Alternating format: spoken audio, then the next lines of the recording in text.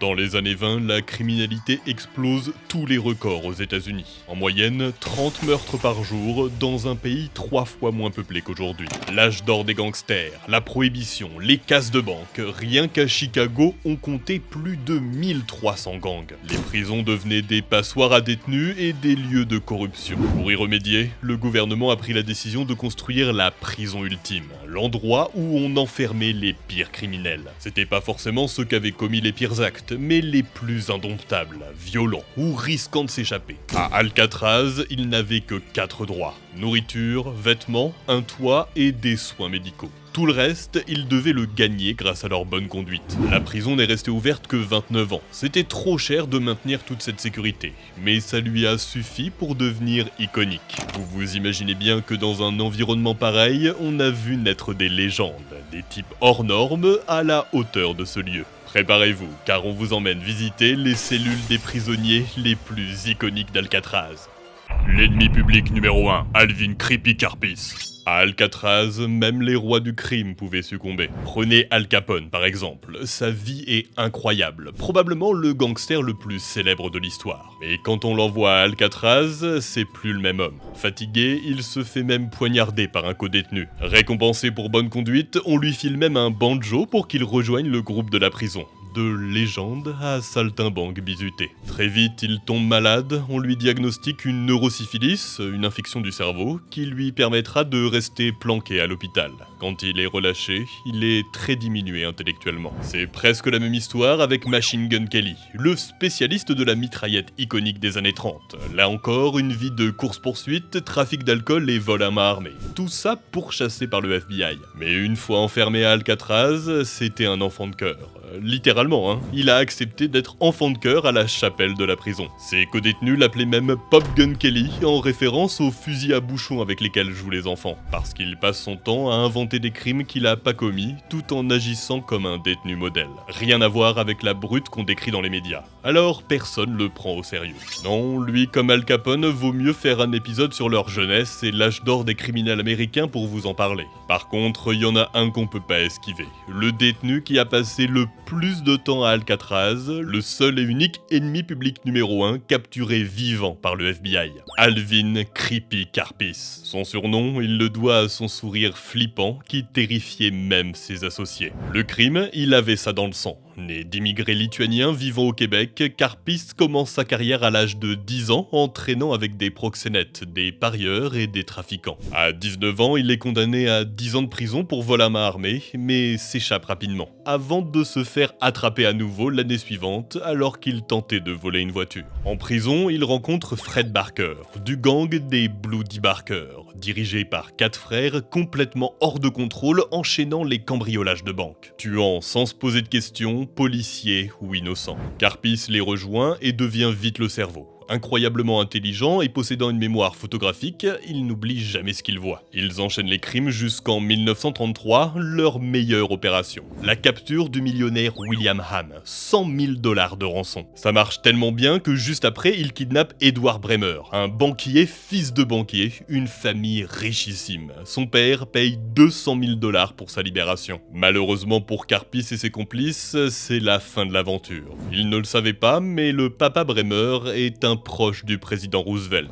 Un petit coup de fil au FBI et ces séries d'enlèvements, légion à l'époque, deviennent une priorité absolue. Une équipe de spécialistes est montée pour traquer ces criminels qui se sentent impunis. Et en 1934, un paquet de noms célèbres s'éteignent. Bonnie and Clyde, Babyface Nelson ou John Dillinger. Karpis lui-même échappe de peu à la mort plusieurs fois de suite, alors que ses anciens partenaires tombent comme des mouches. Il continue sa cavale pendant 2 ans et devient le tout dernier ennemi public numéro 1 de l'âge d'or des gangsters. Il est finalement localisé et arrêté en 1936 avant d'être directement envoyé à Alcatraz, récemment construite. Il y restera quasiment jusqu'à sa fermeture, faisant de lui le détenu avec la plus longue peine purgée là-bas. En prison, il a la réputation d'un type qui se plaint tout le temps, aime se battre avec les autres détenus, un énorme relou quoi. Mais il ne tentera jamais de s'échapper. Relâché en 1969, il finit sa vie en Espagne à écrire ses mémoires, que vous pouvez encore corps trouvé sur Amazon. Il meurt en 79 d'une overdose, peut-être un suicide, pendant l'écriture de son second tome.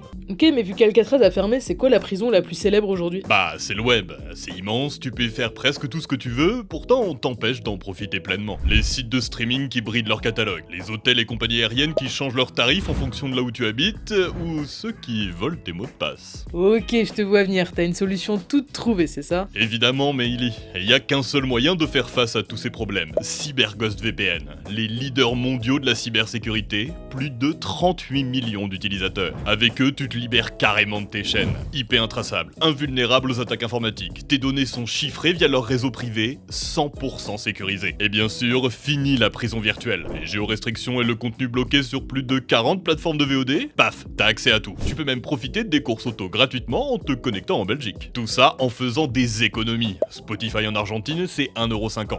Disney Plus en Inde, 2,80€. C'est vraiment hyper simple. Ça donne envie d'en faire profiter tout le monde. Tu crois pas si bien dire. C'est idéal pour partager en famille ou entre amis. Il protège jusqu'à 7 appareils à la fois. PC, mobile, console, Smart TV, je vois pas ce qui te retient de te jeter sur notre méga promo. 83% de réduction et 4 mois gratuits. Seulement 2€ par mois. Alors vous aussi, n'hésitez pas à en profiter, le lien est en description. Les évasions sanglantes. Vous connaissez peut-être le nom de Henry Yang. Il y a eu un film sur sa vie en 95, Meurtre à Alcatraz. Sauf que dedans, son histoire est largement romancée. On le décrit presque comme un pauvre orphelin qui ne méritait pas d'être là. Mais la vérité, c'est qu'Henry est un criminel pure souche. Un cambrioleur de banque qui prenait des otages et les brutalisait, condamné pour meurtre en 1933 et envoyé à Alcatraz après avoir tenté de s'échapper. D'ailleurs, en 1939, il remet ça. Accompagné de 4 autres détenus, ils s'évadent de leur cellule mais sont repérés sur la rive alors qu'ils essayaient de fabriquer un radeau. Ils se font tirer dessus, l'un meurt, un autre est blessé, les 3 sont attrapés et envoyés en cellule de confinement pendant quelques semaines. Ils déclarent quelques années plus tard: on n'avait pas de savon, pas de tabac, pas de brosse à dents, pas de lit, pas de matelas, pas de chaussures, juste 2 couvertures, c'était puant, nauséabond comme des égouts. En repas, on avait 3 tranches de pain, 4 certains jours. Visiblement, Young avait une dent contre l'un de ses camarades d'évasion, Rufus McCain, car plusieurs mois après être sorti de confinement, il le poignarde à mort. Toujours prêt à se créer des problèmes avec les autres détenus, pendant son procès, on dira de lui qu'il est le pire et le plus dangereux criminel auquel ils aient eu affaire. Capable de tuer n'importe qui croisant son chemin. Libéré en 1972 à l'âge de 61 ans, on n'entendra plus jamais parler de lui. Mais cette tentative d'évasion ratée, c'est rien à côté de celle organisée par Bernard Coy en 1946. Un bain de sang qu'on appelle encore aujourd'hui la bataille d'Alcatraz. Coy arrive là-bas après une tentative d'évasion ratée à Atlanta. Très vite, comme il se conduit bien, on le nomme superviseur de l'entretien des cellules, ce qui le laisse presque libre de se déplacer. Et ça lui permet de repérer une faille de sécurité. Il y a un endroit où il pense qu'il peut accéder à la réserve d'armes des gardiens, surtout qu'il connaît leur routine de déplacement. Il en parle à 5 autres détenus qui l'aident à récupérer une barre de métal pour écarter les barreaux qui protègent la réserve. Le 2 mai 1946, Coy maîtrise le garde qui l'escorte jusqu'à sa cellule, vole ses clés et libère ses partenaires. Ensemble, ils foncent jusqu'à l'armurerie, écartent les barreaux, puis Coy se glisse à l'intérieur. La légende dit qu'il s'était laissé maigrir exprès et recouvert de graisse pour passer plus facilement. Il récupère les armes, la bataille d'Alcatraz commence. Leur plan, récupérer la clé de la cour pour rejoindre le quai et s'enfuir avec des bateaux. Ils commencent par prendre en otage tous les gardes qu'ils croisent et libèrent plus de prisonniers pour semer le chaos. Problème, normalement, la clé de la cour se trouve dans l'armurerie. Mais cette fois, un des gardes l'a gardée sur lui contrairement à la réglementation. Les criminels sont coincés dans cette partie de la prison avec leurs armes et leurs otages. La tension monte, les sirènes d'alarme se déclenchent, personne ne sait comment réagir, un otage sera tué dans le chaos. La plupart des détenus abandonnent et se cachent, mais Coy et 2 de ses partenaires décident de se battre jusqu'au bout. Vers 18h, une escouade armée pénètre dans la prison et est prise sous le feu des taulards. Un officier meurt sur le coup, tué par un tir ami dans la panique. Le soir, les otages sont récupérés, Coy et ses complices se sont retranchés dans des cellules et les ont laissés derrière eux. On appelle alors les marines pour venir régler le problème, les échanges de coups de feu durent 2 jours, les militaires vont même faire des trous dans la toiture pour y lâcher des grenades. Passons des heures à fusiller les cellules et couloirs dans lesquels les criminels sont cachés. Le 4 mai au matin, les militaires font une percée, mais tombent sur les corps sans vie, criblés de balles des assaillants. Les membres à l'origine de l'évasion encore en vie seront exécutés quelques temps plus tard. Robert Stroud.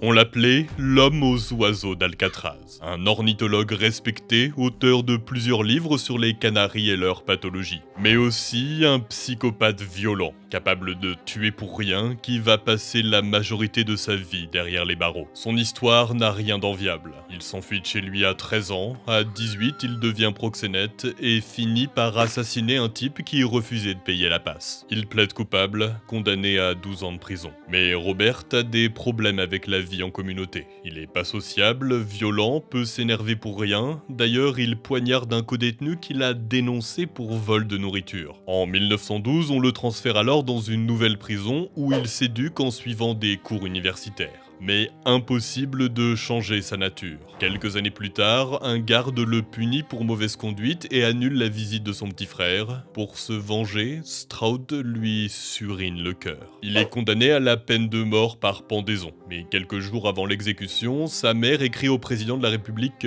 Woodrow Wilson qui le gracie. Au lieu de la mort, il passera le reste de sa vie en isolement. Un jour, alors qu'il marche dans la cour, il tombe sur des moineaux blessés et décide de s'en occuper. Il se passionne pour les oiseaux, commence à lire tout ce qu'il peut sur le sujet et note ses observations. Il finit même par obtenir le droit d'en élever dans sa cellule. Pour la prison, c'est un moyen un peu risqué de tenter une réhabilitation. On lui fournit des cages, de quoi écrire, même des produits chimiques et des outils de laboratoire pour développer ses propres médicaments. Il va élever des centaines de canaris et écrire des livres sur eux, dont Maladie des canaris, un manuscrit de 60 000 pages. À un moment, on lui avait même attribué une deuxième cellule juste pour l'élevage. Très vite, ça devient insupportable pour la prison qui en a un peu marre de Stroud et ses oiseaux. Mais ça serait une horrible publicité pour l'établissement de virer ce pauvre éleveur d'oiseaux sans bonne raison. Jusqu'à ce qu'on finisse par découvrir qu'il utilisait secrètement son labo de fortune et ses produits pour distiller de l'alcool. Ça y est, la prison a sa raison. Stroud est envoyé à Alcatraz, il ne reverra jamais ses piafs.